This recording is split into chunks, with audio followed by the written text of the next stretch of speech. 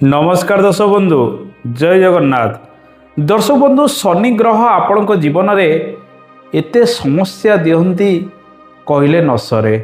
आपण जीवन में सुख दियंती। आज किछि शनि विषय जानिबा छोट छोट सूत्र या सहित परिशेष में आपण माननकु किछि प्रतिकार मध्य कहिबी। से प्रतिकार गुड़िक दैनंदिन जीवन में आपण करंतु देखिबे आपण सुखरे रहिबे। दर्शक बंधु घर ठारू आमे आरंभ करिबा जन्म जातक पर्यंत। आपण गोटे घरे रहिचंती, अनेक समय अशुभ शक्तिर प्रभाव आपण अनुभव करूचंती।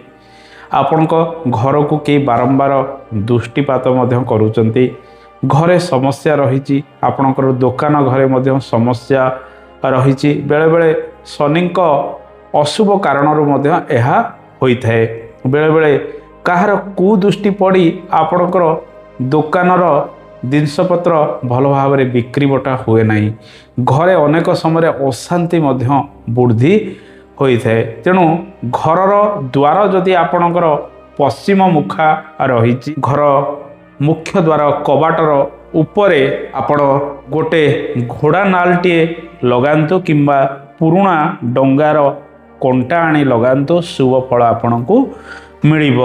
जदि आपण शनि ग्रहंकर पीड़ारे पीड़ित रही, राशि रे शनि 7.5 भोग होउची, राशि रे आपणकर शनि सप्ताह भोग होउची, जातकरे शनि महादशा मध्य भोग होउची, अशुभ फल गुड़िक शनिंकर प्राप्ति करुचंती, तेबे घोड़ा नाल किंबा पुराणा डंगा कंटारे आपण मुदी शनिवार दिन तैयारी करी मध्यमा अंगुली रे लगांतु, शुभ फल आपण को मिलिब।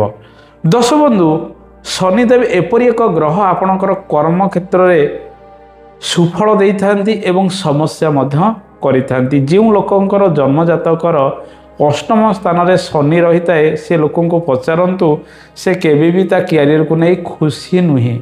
अनेक समस्या जीवन में तार आसुची, बाधा प्रतिबंधक दे से कर्म क्षेत्र में गति करुच्ची। बारंबार गोटे कर्म को से चेष्टा करुच्ची न करुच्ची, एमती अनेक टेंशन रे से रही, बहुत चाप मध्य कैरियर को नहीं रोचे। बेले बेले मानसिक अशांति मध्य से भोग करुच्ची। ता कर्म क्षेत्र को नहीं से एते चिंतित रोचे जे जो कामटा जो समय करने कथा से ठीक समय हूँ तो करें। अस्थिरतार ता जीवन मध्य कर्म को नहीं बीतुची, संपूर्ण रूपे संतुष्टि ताकू ता कैरियर मिलूना। दर्शक बंधु आपणकर जन्म कुंडलीर सप्तम भाव किंबा पंचम भाव जदि शनि बसची, आपण देखंतु विवाह कार्य 30 वर्ष पूर्वर सहजरे आपणकर हब ना। धाँ धौड़ा सेमिति आपणकर लागिथब वैवाहिक सुख पाइबा पाई। शनि विलंब कारक ग्रह अटंती। विलंबरे जदि आपणकर विवाह हुए ताले आपण को सुख मिलिबो। तेणु सेथिपाई से प्रत्येक कार्य को विलंब करती। आपण गोटे प्रस्ताव देखा जाउचंती, सेटारे मनोनीत हो नाही।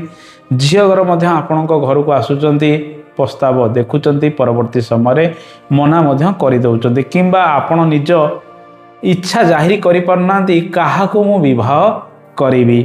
एमिति स्थिति बा एमिति द्वंद्व रे आपण अनेक समय रही था। विवाहर फाइनाल बा शेष निष्पत्ति नबारे अनेक विलंब हो जाए, जहा फल घर परिवार लोक माने अनेक समय अस्थिरता भोग करती। आपण को नहीं मध्य बेले बेले विरक्ति प्रकाश मध्य करती। बहुत प्रस्ताव देखा विवाह कोठी फाइनाल हो पारु नाही।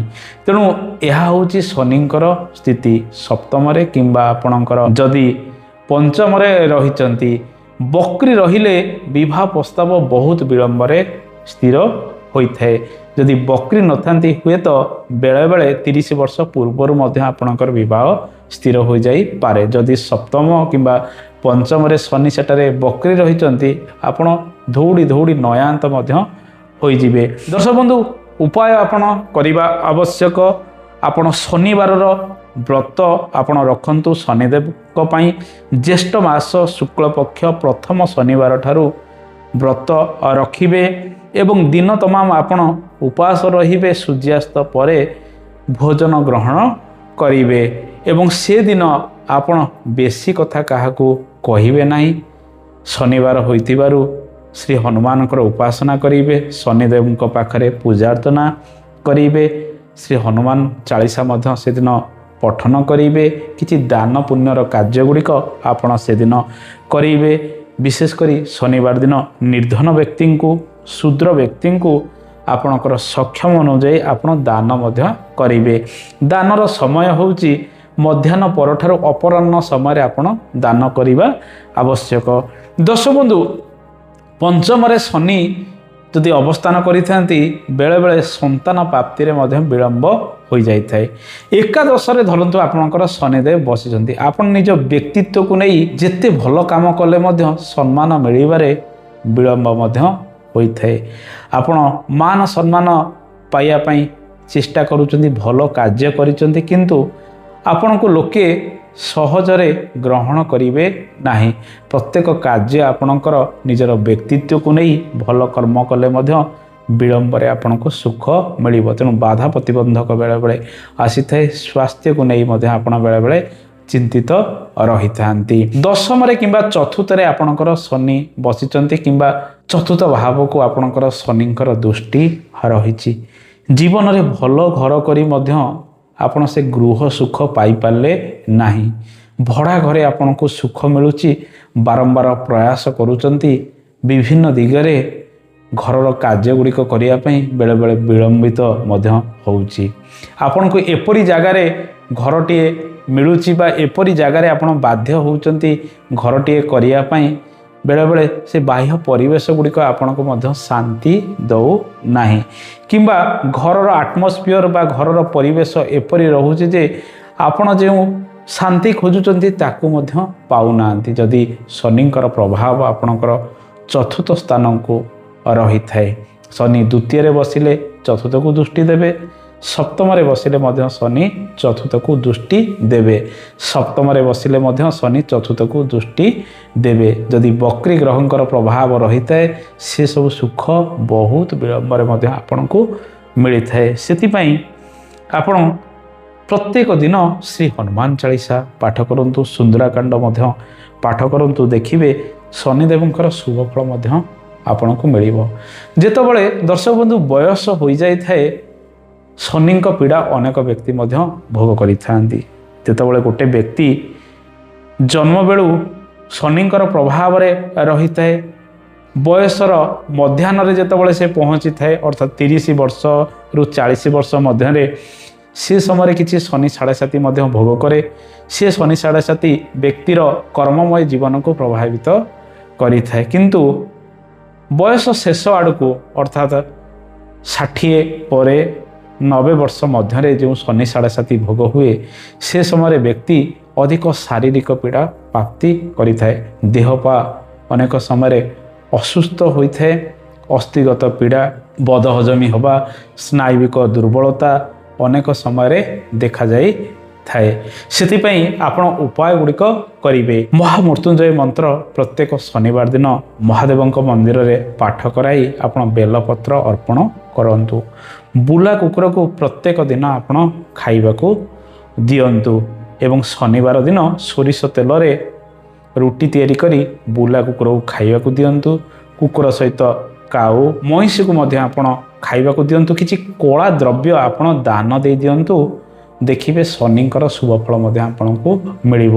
କଳା ଦ୍ରବ୍ୟ କହିଲେ କଳା ଛତା, ଚମଡ଼ା, ଜୋତା, ବିରି, କଳା ବସ୍ତ୍ର ଇତ୍ୟାଦି ମଧ୍ୟ ଆପଣ ଦାନ ଦେଇ ଦିଅନ୍ତୁ। ଶ୍ରୀ ହନୁମାନ ଚାଳିଶା ପାଠ କରନ୍ତୁ, ମହାମୃତ୍ୟୁଞ୍ଜୟ ମନ୍ତ୍ର ପାଠ କରନ୍ତୁ। ଗୋଟେ ବ୍ୟକ୍ତିର ଜୀବନରେ ଯେତେବେଳେ ଶନି ସାଢ଼େ ସାତି ଭୋଗ ହେଉ, ସେ ବ୍ୟକ୍ତିଟି ଜୀବନରେ ଅନେକ ସଂଘର୍ଷ ମଧ୍ୟ କରିଥାଏ, ବହୁତ ପରିଶ୍ରମ ମଧ୍ୟ କରିଥାଏ। ବେଳେବେଳେ ସେ କର୍ମର ସୁଖ ପାଇଥାଏ, ବେଳେବେଳେ ତା କର୍ମକୁ ନେଇ ଅନେକ ସମସ୍ୟା ଆସିଥାଏ। ସେଥିପାଇଁ ସେ ବ୍ୟକ୍ତିଟି ଶନି ସାଢ଼େ ସାତି କିମ୍ବା ଶନି ସପ୍ତାହ ଯେତେବେଳେ ଚାଲୁଛି ଘରେ ଶନିମେଳା କରିବା ଆବଶ୍ୟକ। ଶନିମେଳା କଲେ ଶନିଙ୍କର ଶୁଭ ଫଳ ମଧ୍ୟ ମିଳିଥାଏ। ତେଣୁ ଦର୍ଶକ ବନ୍ଧୁ, ଆମେ ଶନିଙ୍କ ବିଷୟରେ କିଛି ଉପାୟ ଜାଣିଲେ ଏବଂ ଗ୍ରହମାନଙ୍କର ସ୍ଥିତି ଜାଣିଲେ, ଘର ପରିବାରକୁ ନେଇ କିଛି କଥା ମଧ୍ୟ ଜାଣିଲେ। ସେସବୁ ଉପାୟ ଗୁଡ଼ିକ କରନ୍ତୁ, ଜୀବନରେ ସୁଖ ମିଳିବ। ସତ୍ ମାର୍ଗରେ ପରିଚାଳିତ ହୁଅନ୍ତୁ, ଈଶ୍ୱର ବିଶ୍ୱାସୀ ହୁଅନ୍ତୁ, ଗୁରୁଜନଙ୍କ ଆଶୀର୍ବାଦ ନେଇ ପ୍ରତ୍ୟେକ କାର୍ଯ୍ୟ କରନ୍ତୁ, ଦେଖିବେ ଆପଣଙ୍କୁ ସୁଖ ଶାନ୍ତି ମଧ୍ୟ ମିଳିବ। ରହୁଛି, ଜୟ ଜଗନ୍ନାଥ, ଧନ୍ୟବାଦ।